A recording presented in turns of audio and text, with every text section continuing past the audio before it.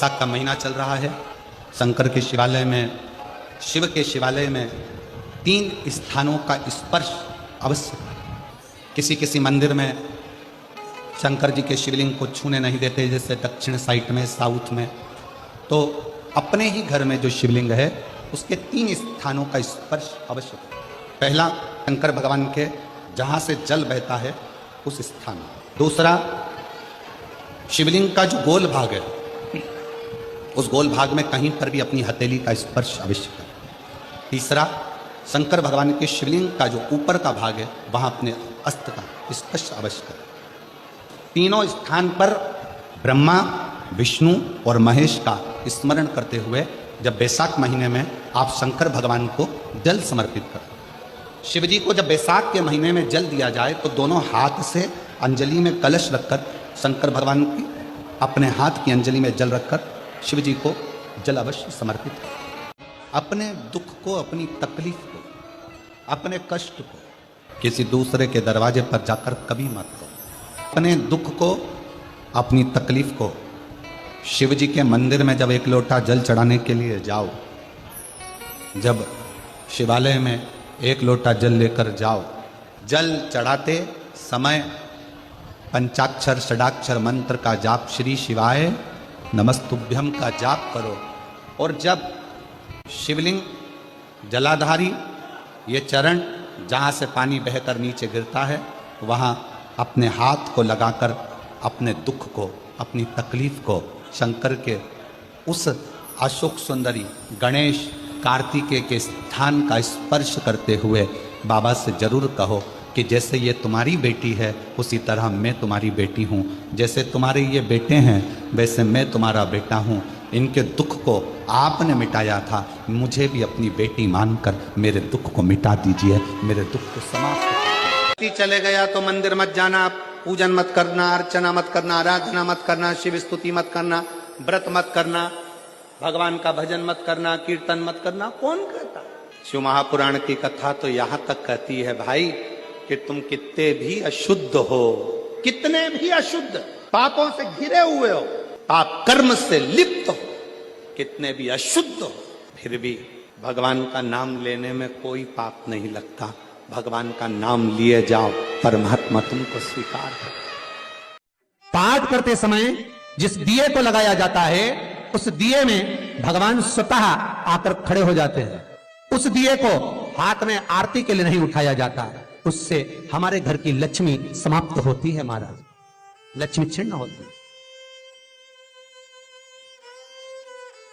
पाठ करते समय जो दिया लगाया है, आपको अगर भगवान की आरती करना है तो अलग से एक बत्ती ले लो, भले उसमें ज्यादा घी ना डालिए, और उस बत्ती से फिर भगवान की आरती उतारो। बत्ती नहीं है कपूर से उतारो, कपूर नहीं है अगरबत्ती से उतारो, अगरबत्ती नहीं है धूप बत्ती से उतारो, धूप बत्ती नहीं है तो हाथ की 4 उंगलियां फैला लीजिए और भगवान की आरती उतारो। हाथ से भी नहीं कर सकते, एक पुष्प ले लीजिए, उससे उतार लीजिए। पर भगवान की आरती कुछ दूसरी ही दीप से होना चाहिए। जो लगाया है पाठ के लिए वो नहीं, उससे लक्ष्मी छिन्न होती, लक्ष्मी समाप्त होती।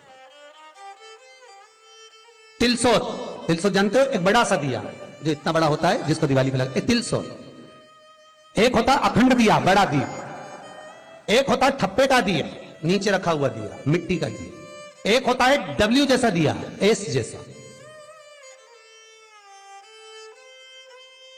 तो धनतेरस की कथा कहती है कि एक बार माता संतोषी भगवान गणेश जी महाराज की पुत्री माता संतोषी बेटी हुई थी, और संतोषी माता गौ माता की जो पूंछ होती है, उस पूंछ के जो बाल होते हैं नीचे के, तो माता संतोषी उन पूंछ के बाल को अपने हाथों से साफ कर रही थी।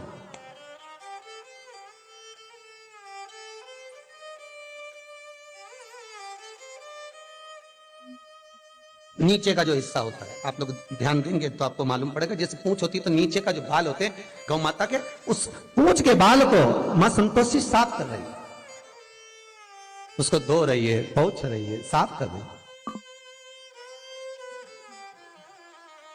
सुशीला गाय मां संतोषी के नजदीक में विराजमान है। मां उसकी पूंछ के बाल को साफ कर,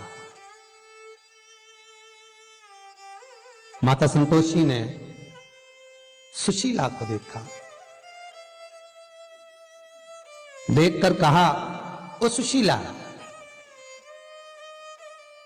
देखिएगा दीप कब प्रकट हुआ, दिया कब से प्रकट हुआ, यह कोई आज का चरित्र नहीं है।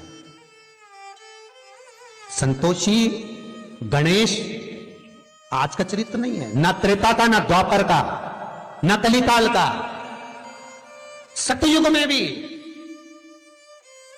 प्रबल सतयुग के अंतर्गत जब भगवान गणेश जी महाराज को पद प्राप्त हुआ और भगवान गणेश जी महाराज के मंगल विवाह के बाद में जब शुभ लाभ प्रकट हुए, उनके रक्षा सूत्र बांधने के लिए भगवान गणेश जी महाराज ने माता संतोषी को प्रकट किया। सब्सक्राइब करें हमारा चैनल पाँच। ये चरित्र उस समय बेल आइकन दबाएं ताकि आप अपडेटेड रहें हमारे हर एक वीडियो। दीप माँ सुशीला के मूंछ के बालों को साफ कर रही है और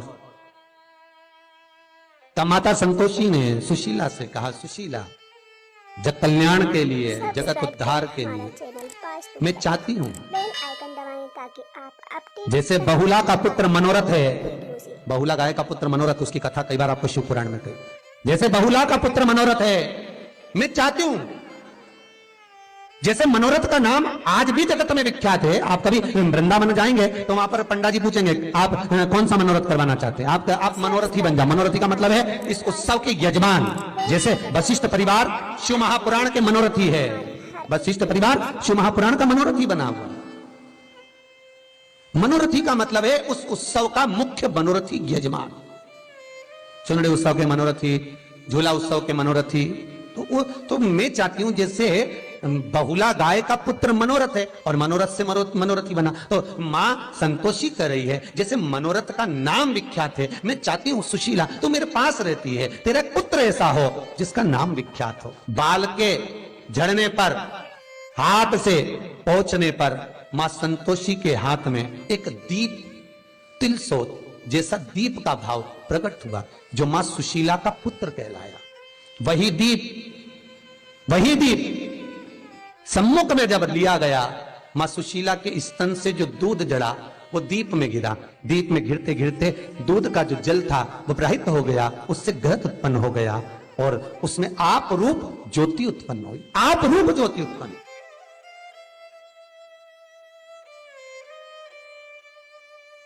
धनतेरस के दिन महाराज मां संतोषी ने निवेदन किया है, दीपदेव तुम्हारे, जब तक तुम्हारी ज्योति प्रकट रहेगी, प्रकाश रहेगा, जिस देव